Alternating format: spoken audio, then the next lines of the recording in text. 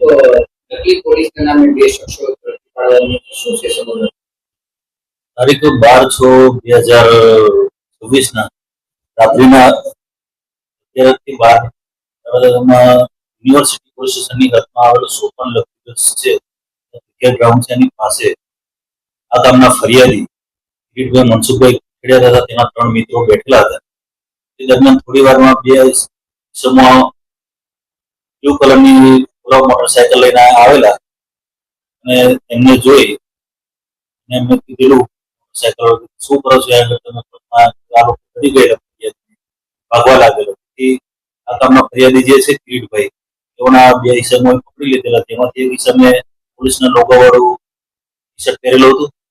ત્યારબાદ બંને ઈસમોએ આને જણાવ્યું કે હું માલવીય પોલીસમાંથી આવું છું, તમે શું કરતા હતા, તારા મિત્રોને બોલાવો તો તને માર મારવામાં આવશે ને જો તું તારી મોટરસાયકલ પણ અમે જમા કરી દઈશું, રિટર્ન કરી લઈશું અને પોલીસ સ્ટેશન લઈ જઈને તારા માર ના થાય તો 50,000 રૂપિયા આપવા પડશે એ વાત જણાવેલી. જેથી ફરિયાદી ડરી ગયેલો. થોડી વાર બાદ એના મિત્ર આવી જતા. એના મિત્ર જણાવ્યું કે તમે કોણ છો? એમને એમની ઓળખ આપેલી કે હું આજે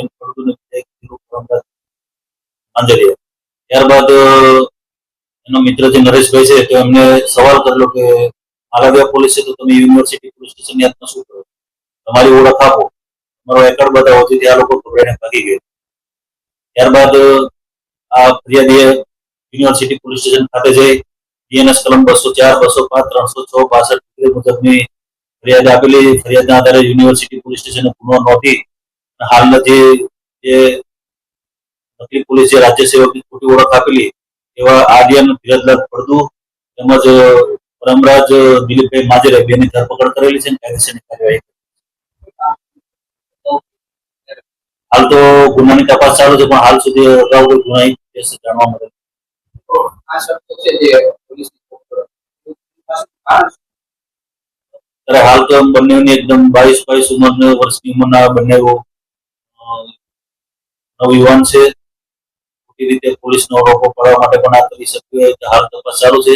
જેઓ પાસેથી તેમનો મોટરસાયકલ તેમજ જે પોલીસના લોગો વાળું જે ટી શર્ટ પહેર્યો હતો તે પણ હાલ